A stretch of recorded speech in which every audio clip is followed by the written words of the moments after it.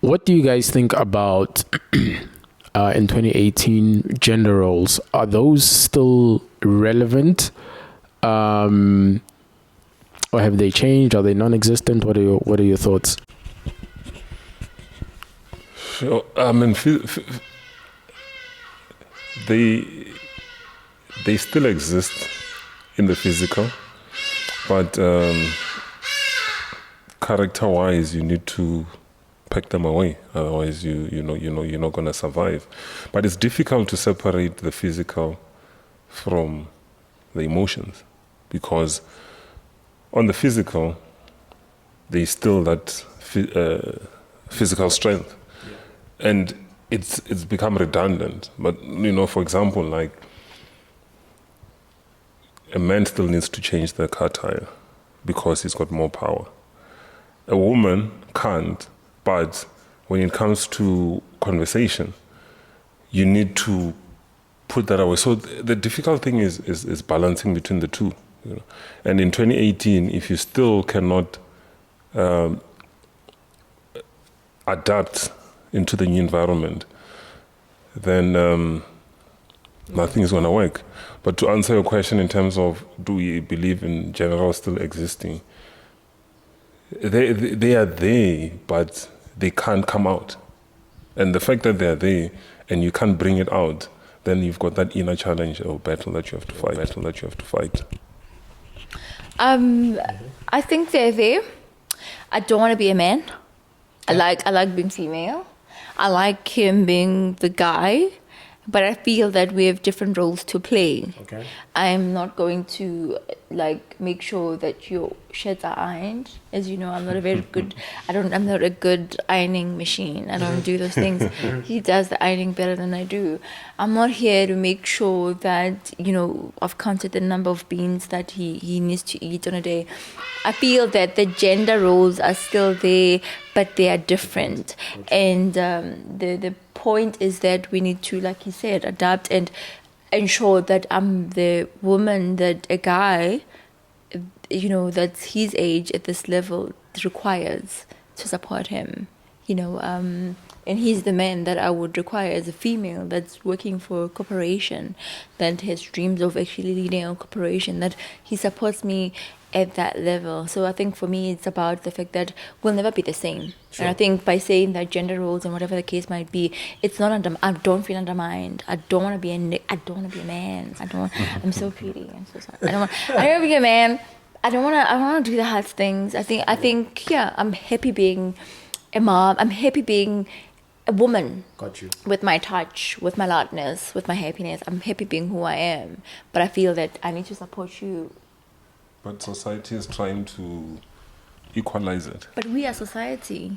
We are part of the society, and because we are not holding each other accountable or having these conversations, we're not able to change things because, who is society? Yeah, it's made up by us. Yeah. Fair point. Very, very fair point.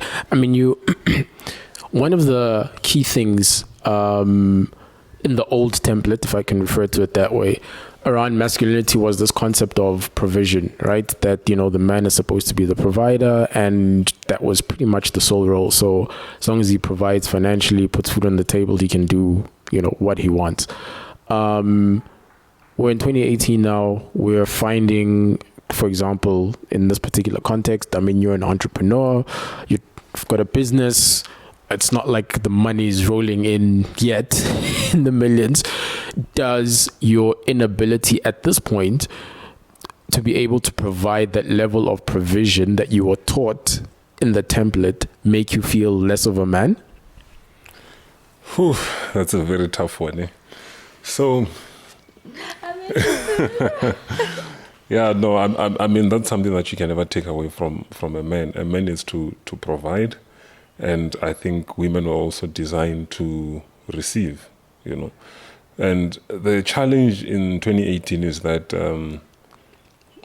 the economy has equalized men and female to have equal opportunities in terms of provision. But the natural instincts themselves are still there. So I'll give you an example where a male and a female earn the same amount and they're running one household. the female will not feel that because they earn the same, the guy cannot do things for her. Nature is that she still wants him to do something for her, and he also feels to feel like he's a man and he's doing something. His presence makes a difference. He'll want to do something for her. So bringing it back to my context, closer to home, yes, I'm an entrepreneur, and starting a business is the most difficult thing ever.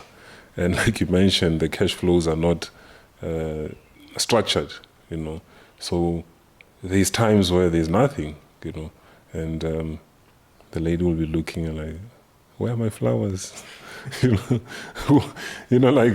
when are you taking me out? Things like that, because it's nature, Right. But then it also takes a different type of women to understand that provision is not only financially. Provision can also be about being present, about helping out within the household, about appreciating her and loving her. So obviously you can't do that on an empty stomach. So there should be food that should be provided for. And generally, a man feels fulfilled when they do provide.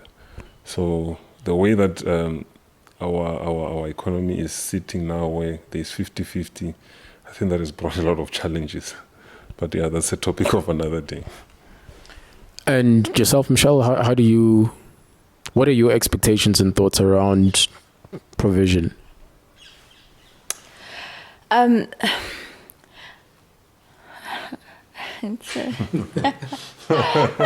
you want to sip some wine? This is going to be an easy one. I'm definitely going to sip some wine as I wait for this answer. When I was probably 5 or something, my uncle got married to a bank manager, and she used to say to him that, put your money, your salary, go fastering. Like we used to put money abroad, child abroad, so like just put it there. Then when the kids need, like, I will do the things, because I think we've defined our strength and our value as people in terms of what we are bringing in, and currently, let's say economically. So because I'm bringing in financially, and because I support, I buy food or whatever the case might be, I pay for the house, I pay for the cars, and therefore this is where I am and this is where you are. You can't build a relationship on such thinking.